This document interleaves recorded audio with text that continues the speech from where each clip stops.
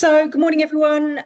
Thanks for joining on this somewhat gloomy Thursday morning, afternoon now. I'm Ruth. For those of you who don't know me, I know some of you do. I'm a director at Epion Consulting. We are a specialist business change consultancy, and we particularly help organisations with complex change and the human side of complex change projects and programmes. I've got about 35 minutes of content. I want to leave some time at the end for any questions that you have. You can pop those in the chat, the Q&A, or at the end we can all raise hands and ask any questions. So make a note as you go if there's anything you want to dive into after the main part of the content. So change burnout. We're hearing a lot about that at the moment. We're hearing a lot of people talking about change fatigue in the workplace and burnout in the workplace. And as change leaders, it's becoming harder, I think, to land change successfully. I think people are starting to increasingly screen out messages because there is just so much going on.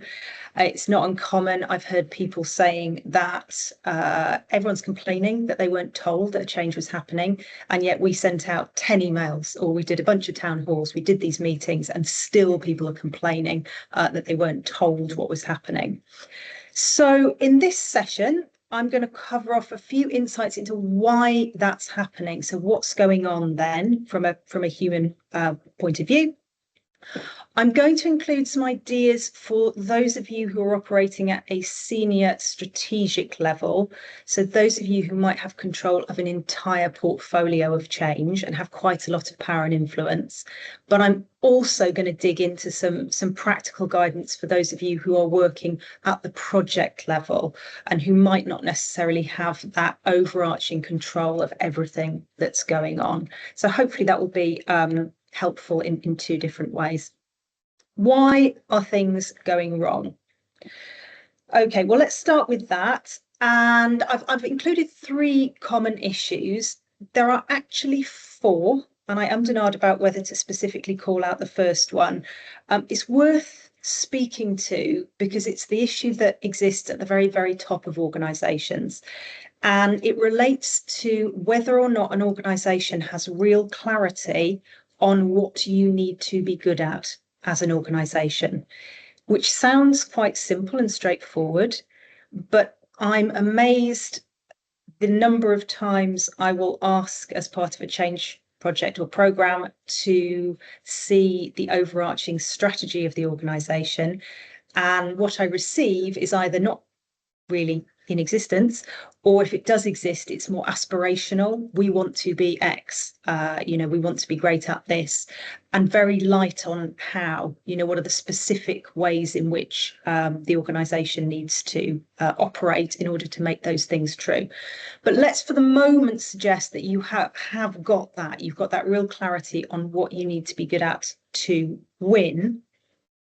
There are 3 levels in which issues can arise. At the top level, at that kind of functional heads level, you will have senior leaders who will understand the strategy, and then they will go off into their individual functional silos and they will try to achieve their own objectives. That leads in many cases to these siloed change projects. So senior leaders will have their own pet projects, perhaps internal politics kicks in, you've got turf wars, and you've got executives and directors and leaders of the organisation fighting, if you like, for the time and attention and resource required to make these different change projects successful. And if I can give you an example of this, there was one organisation that I worked with. The CEO went for drinks with a vendor of a conferencing.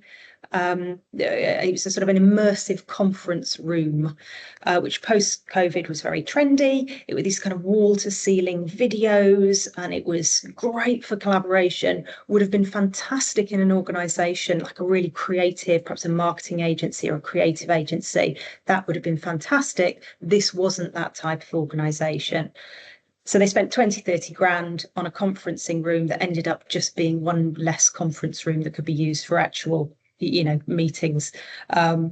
So I can see a couple of you sort of smiling and nodding and reflecting back that does happen sometimes.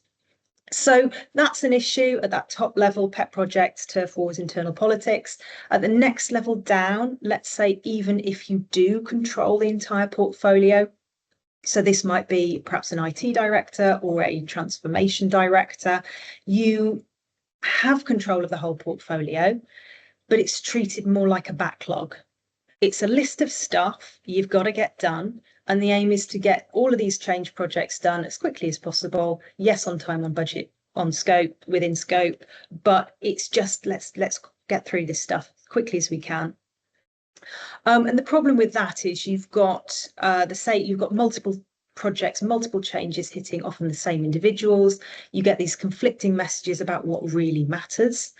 If I can give another example, there was a client that was rolling out both an HR system and a finance system. Both were being run as separate projects, different project teams.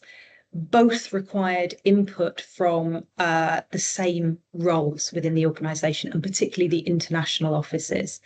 So until we stepped in and we intervened, the plan was to deploy both of those systems in the same month, despite the fact that those same individuals were going to have to do the requirements gathering phase, they were going to have to do the UAT, and they were going to need to be the super users for that system. So they'd need in-depth training as well. And that was all on top of their day job, right? And we see this a lot where people aren't considering the end user impact and they're just trying to get through as much stuff as they can as quickly as possible. And then finally, there's the failure to consider the humans impacted. Change is basically, it's an emotional and it's a psychological process that we go through. It's not a technical thing. It's not something that you can, tick through a checklist and it's going to magically happen, but it's often treated as such. So if you fail to understand and appreciate the stress and anxiety, the psychological impact, the emotional impact, that can cause some real issues. What are those issues? So this is what happens when these things go wrong.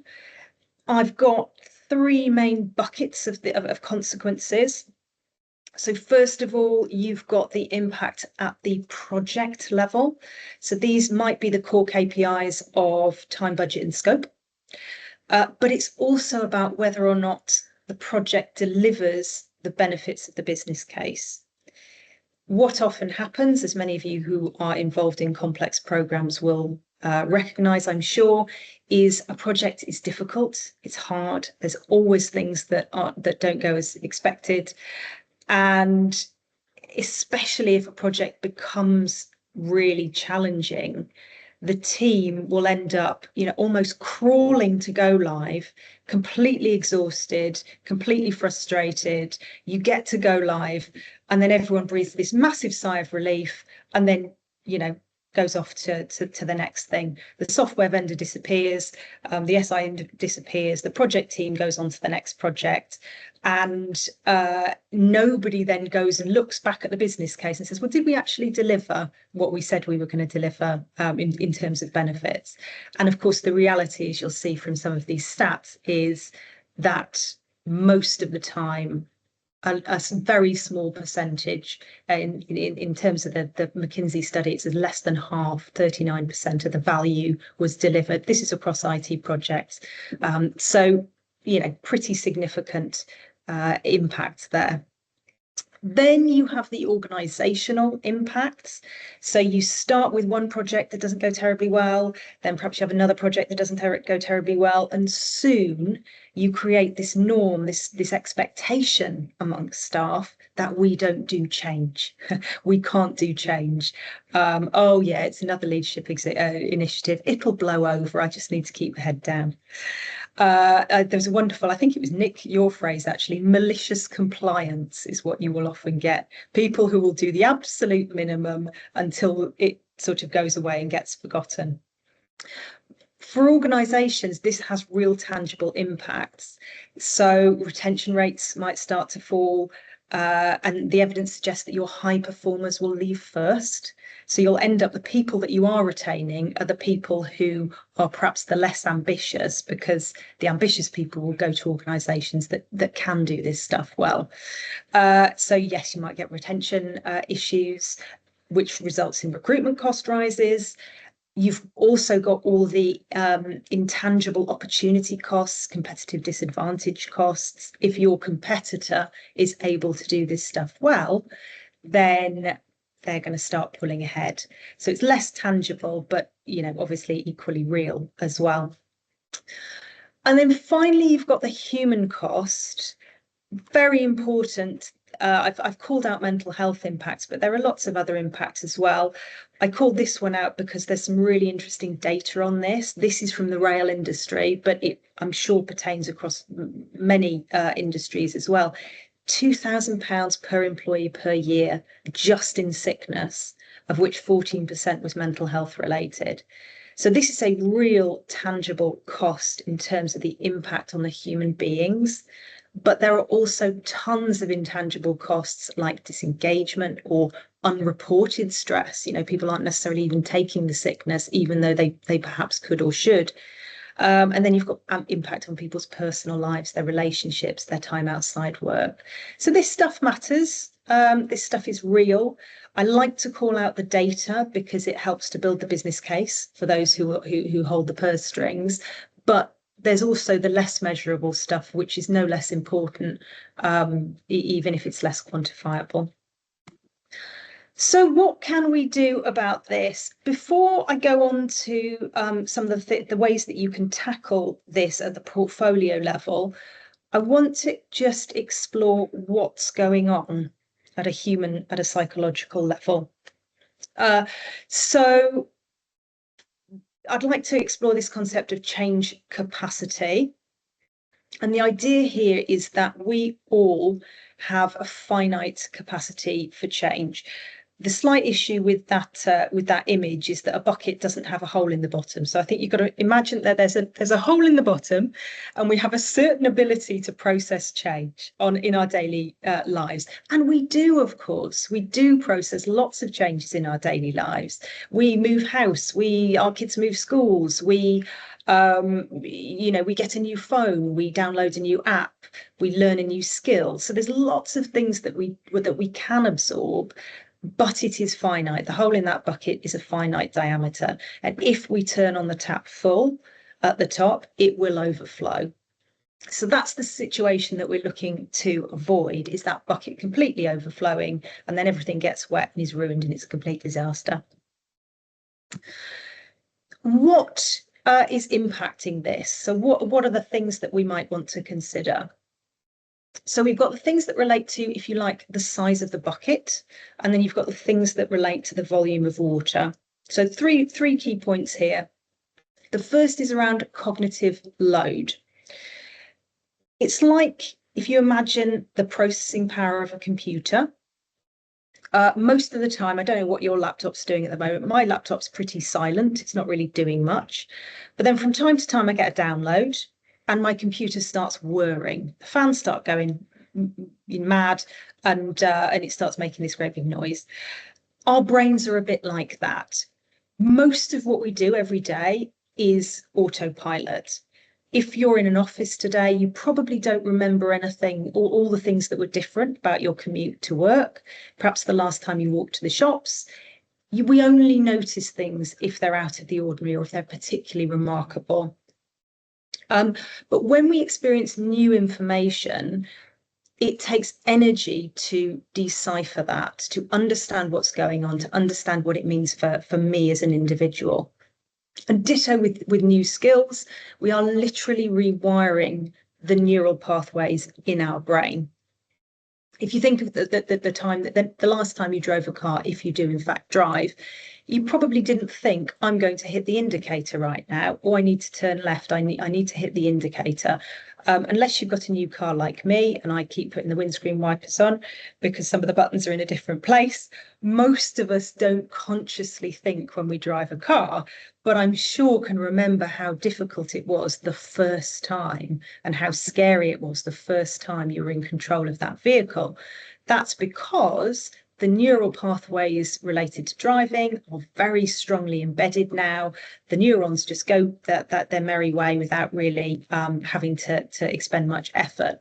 The first time we do it, it's really, really difficult. So that's this idea of cognitive load. Secondly, we have stress. So to understand what's going on here, when we're in a stress state, our body releases cortisol. Cortisol was fantastic in the early days of lions and tigers because it helped us escape those things in the short term.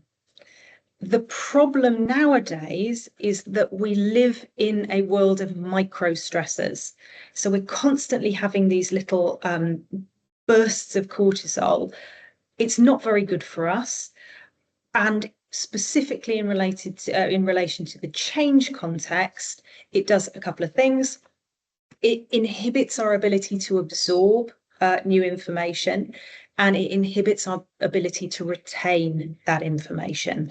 So you can imagine when you're trying to communicate about change, or when you're trying to learn the new skills for using a new piece of software, for example, that's bad, because you're not really listening to the communications, and you're not able to embed the new skills that you need. So cortisol is really a really important factor when it comes to the size of the bucket, if you like. Finally, we have the volume of water. I very intentionally used the phrase discrete changes there, so the number of discrete changes, which I'll link back to in a minute. But the other thing to bear in mind when you're talking about the flow of the water, how fast how much the tap is turned on, is that we're not just talking about the work context. So needing to understand that people have change going on in their personal lives as well. For example, my son started secondary school last September, and I got 2 new kittens the same month. And I can tell you the month of September was extremely full on, and I did not have a lot of capacity for further change. I'm not sure. So Nick, my colleague Nick May, I hope didn't notice, but it was a full on month, just trying to get him out the door in the morning. So we all have these things. We all have these changes going on in our personal lives as well as our professional lives. And as change leaders, we need to be cognizant that work is not the most important thing for all of us.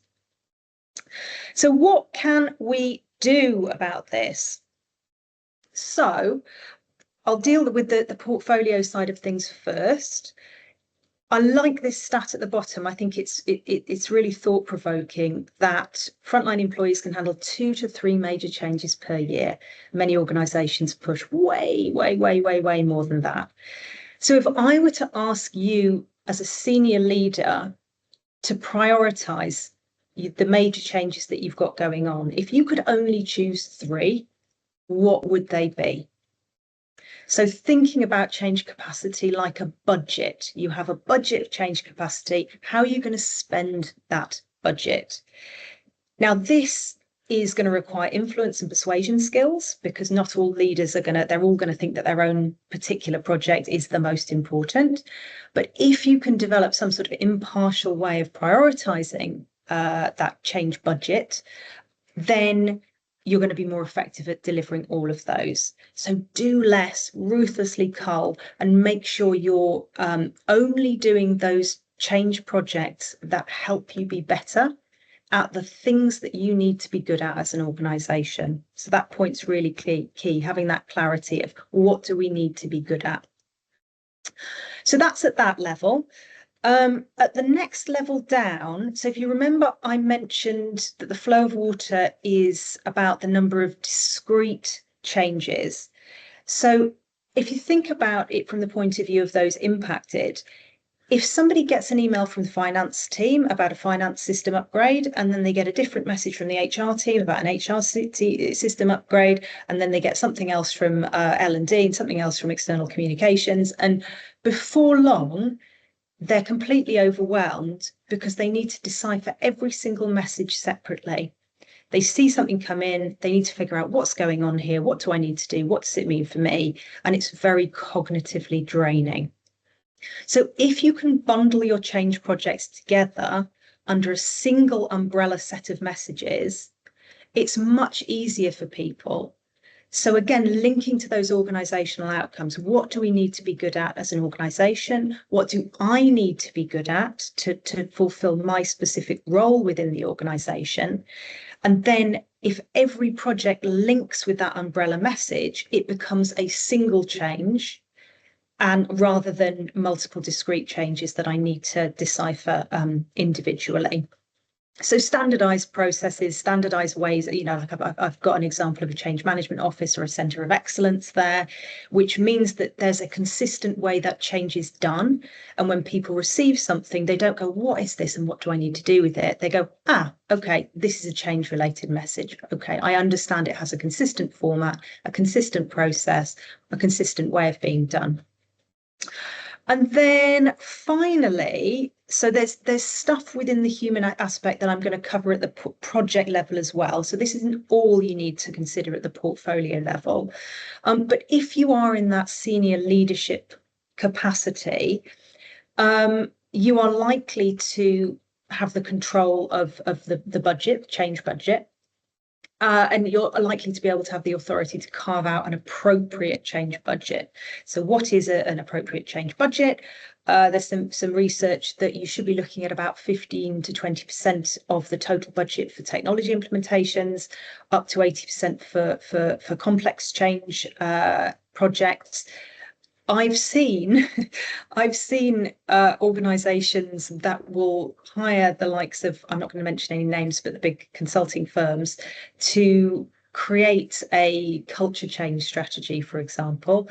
It costs an awful lot of money.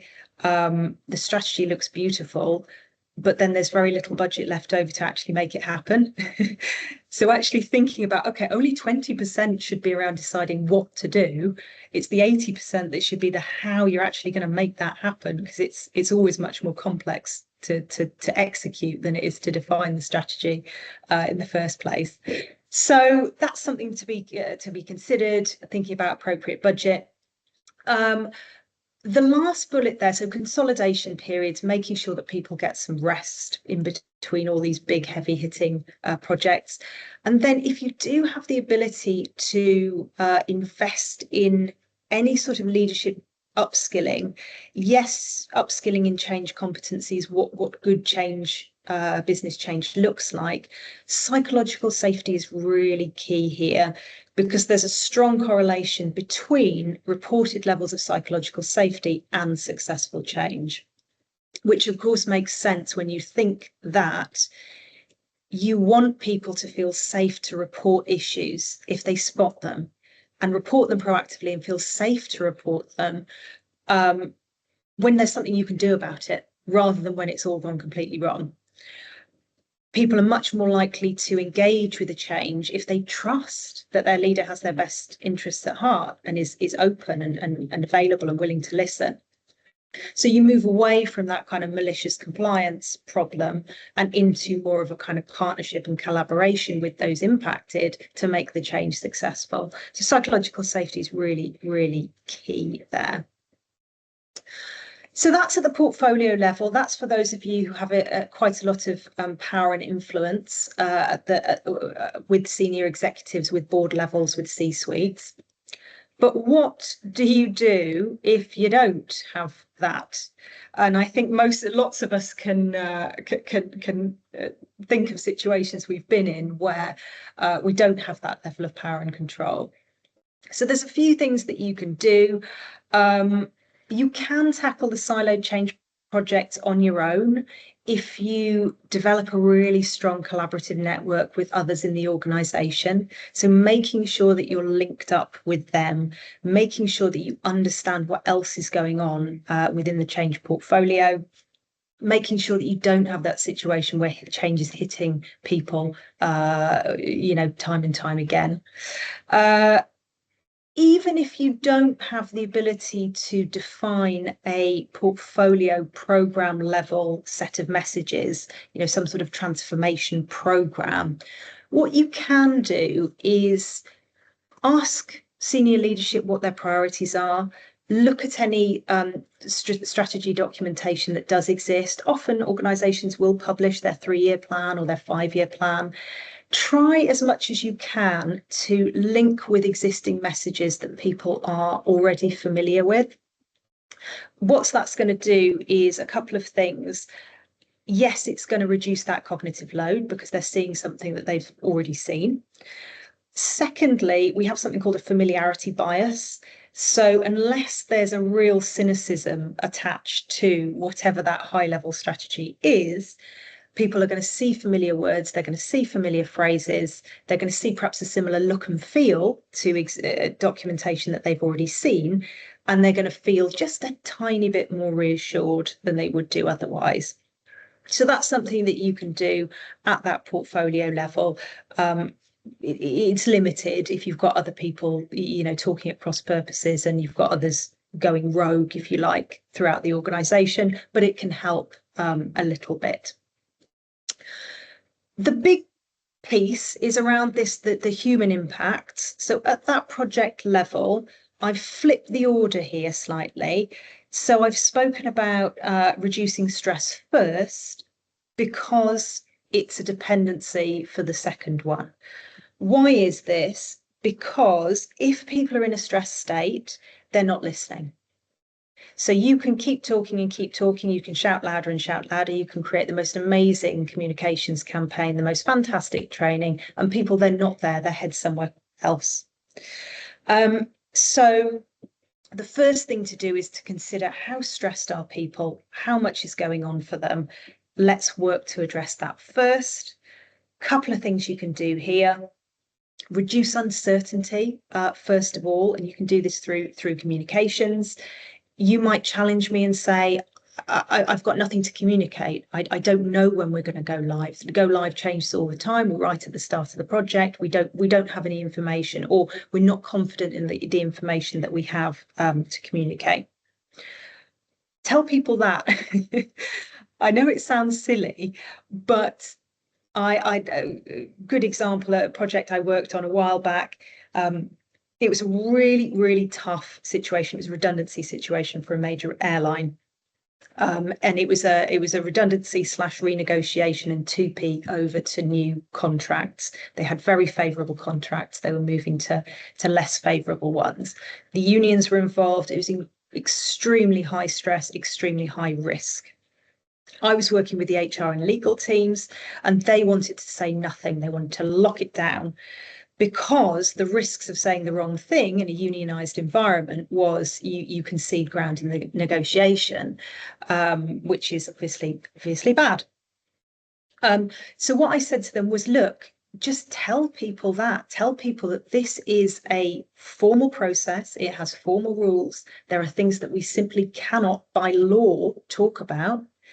And we will, however, commit to telling you what you can, keeping communications channels open, telling people what those communications channels are, and communicating in a really regular cadence.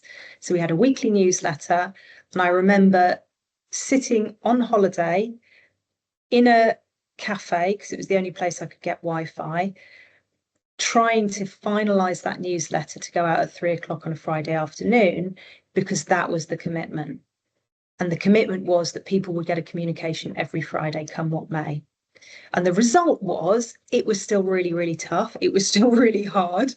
But the feedback was that helped. It helped keep those lines of communication open and help people feel like they were being treated as human beings, which of course in a negotiation situation is really valuable to have those communications lines opened.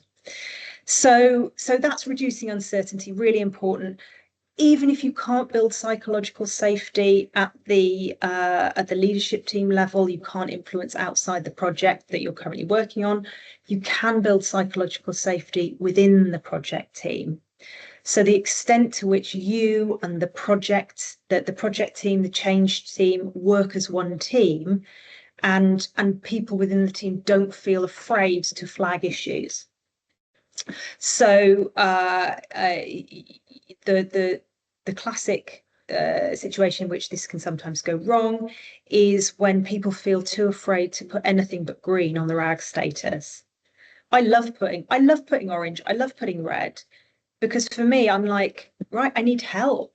I need help from my sponsor. I need help from leadership. This is my way of getting the help that I need and unashamedly saying, sorry, we've spotted a risk here. There's something we can do about it, but we need some help. So not being afraid to flag issues, building a culture of psychological safety within the team can be really helpful in that situation. So let's say you've managed to do that. You've got people feeling like they're not so desperately worried it's all going to end terribly for them. It's not going to be absolutely terrible change. Then you can focus on reducing the cognitive load of the stuff that you do. There's lots you can do here, but I'm calling out 3 in particular. Design, creative design. So many projects treat this as a nice to have, as the first thing to get cut. It's all pink and fluffy. Why are we spending money on this? It's non-essential. The flip side of that is that design, really good looking communications and training does a couple of things. So one, it makes it easier to understand in the first place. So if something looks visually pleasing, we find it easier to absorb the content. Number 2 is something called the hero bias.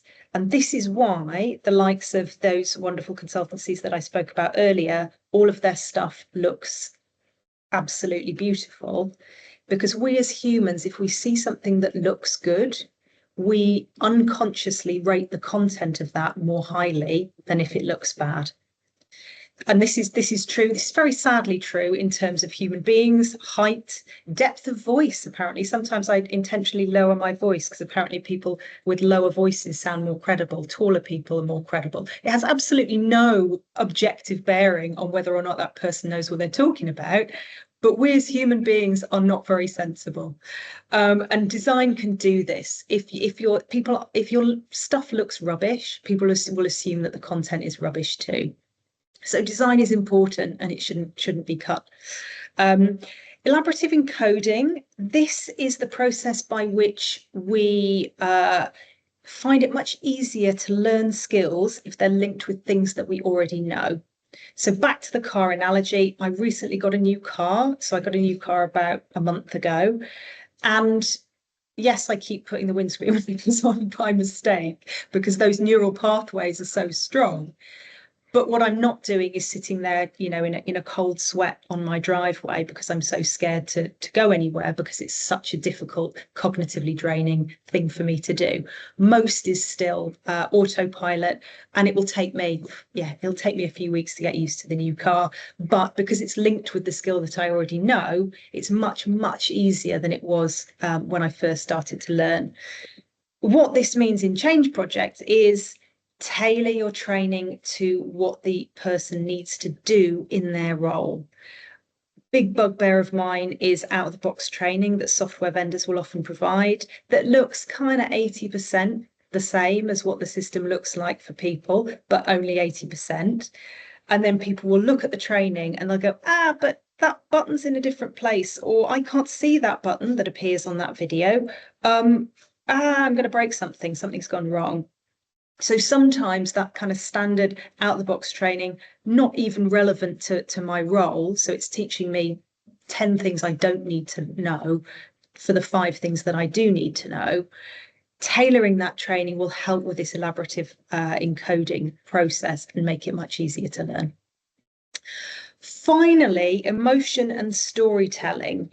You will probably forget most of what I've told you within about 30 seconds of coming off this webinar. If you do remember anything, it's likely to be the stories. So it's likely to be the fact that my son started secondary school. It's likely to be the fact that the analogy of driving a car. It might be the image of a bucket. I'm using these things really intentionally to help with the elaborative encoding and storytelling elements, that we remember stuff through stories. We remember stuff that we have an emotional connection to. So it's going to be even more likely that you're going to remember stuff if you yourself relate to something that I've spoken about. Perhaps you found it really difficult to learn to drive. Perhaps you've got kids who've just started secondary school and you go, oh yeah, I remember that. So emotion and storytelling, the extent to which you could weave that into communications makes it much more likely that that stuff's going to get embedded. So just to summarize, key takeaways: change burnout is real. It has both tangible consequences, which are great for business cases, and intangible consequences that are just as important, but less measurable. Cognitive load, stress, and volume of change. Those are the three things that I wanted to call out in relation to the size of the bucket and the flow of the water. If you're leading the change portfolio, collaborate with other leaders, ruthlessly prioritize, cut down to those 2 to 3 major changes that people can absorb. Build an umbrella approach, an umbrella message that everyone can link all those individual changes with, and make sure you've got good levels of resource for change support. If you're operating at that project level, do what you can to avoid that situation where multiple changes are hitting the same individuals. Really collaborate with others who are leading projects. Reduce stress first, because that is the bit that's going to be the blocker to people both absorbing communications and learning new skills. And finally, reduce the cognitive load of those communications materials and that learning collateral so that it's easier for it to get absorbed in the first place and ultimately retained. So that's my bit. Hopefully I've left some time. Yeah, I've left about 5 minutes for questions. Please do connect on LinkedIn if we're not already connected. That's my QR code. So if you scan that with your phone now, you'll be able to send me a request. Those are my details. Please reach out if you want to go over in more detail anything that I've spoken about today. And yeah, any questions or comments or reflections, we can do those now. Chris. When I used to work in retail, we used to have what we would call change embargoes, where typically during peak sales, where you'd have summer sales, winter sales, etc., any kind of project was just embargoed. It couldn't go beyond this period of time. And I just found it interesting because I moved into change management later, and I've never really kind of seen that change embargo thing in place. It's just normally a project managers scrabbling to get their project through whatever shape or form it takes. Have you ever sort of seen change embargoes within other customers, like say higher education, where they're going through clearing and stuff like that? Have people ever kind of blocked out time where they just say no change? Yeah. I mean, I'm working with a university at the moment, actually, and precisely that. Clearing August are kind of no-go zones. You often see it as part of, you'll do change freezes at end of year, at the financial year end. It's not for the purposes of helping people have a break, but it has that effect.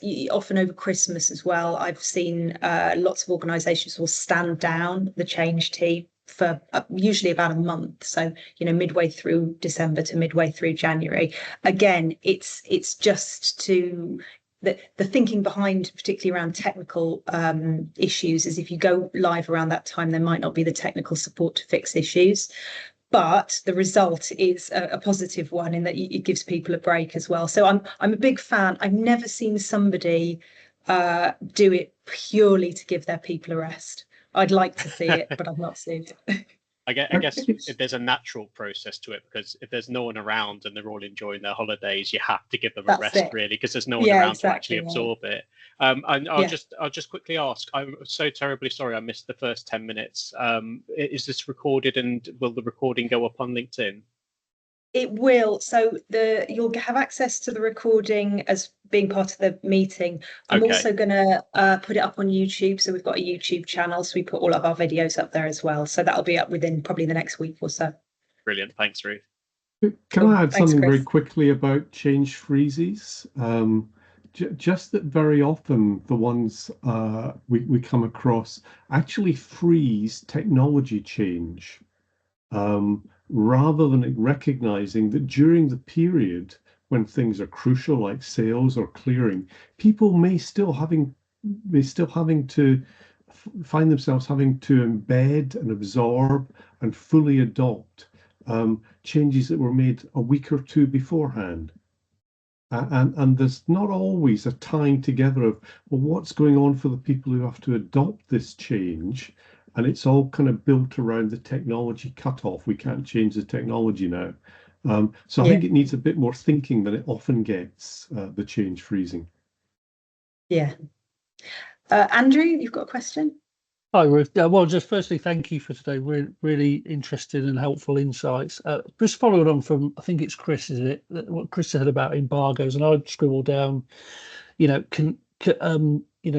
consolidation periods that you mentioned in one of the slides, and with the best will in the world, I think our organisation does that in August, not for the right reasons, but because most people are on leave. But it's a really useful thing to think about. Have you got any kind of examples of where you've seen that done well for all the right reasons in organisations, to have it, that kind of period of, the embargo, the consolidation period? I haven't seen organisations do it that intentionally.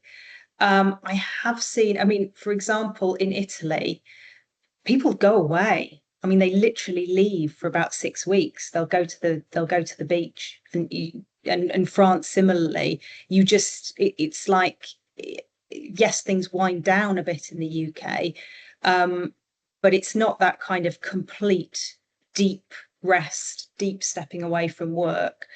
I think, and it's sometimes kind of slightly sneered upon by Americans and Brits and others who sort of see that as being a bit work shy. But I think I'd be interested in seeing any evidence of the extent to which people come back refreshed and ready to absorb more change as a result. So yeah, perhaps that's a PhD in the waiting somewhere.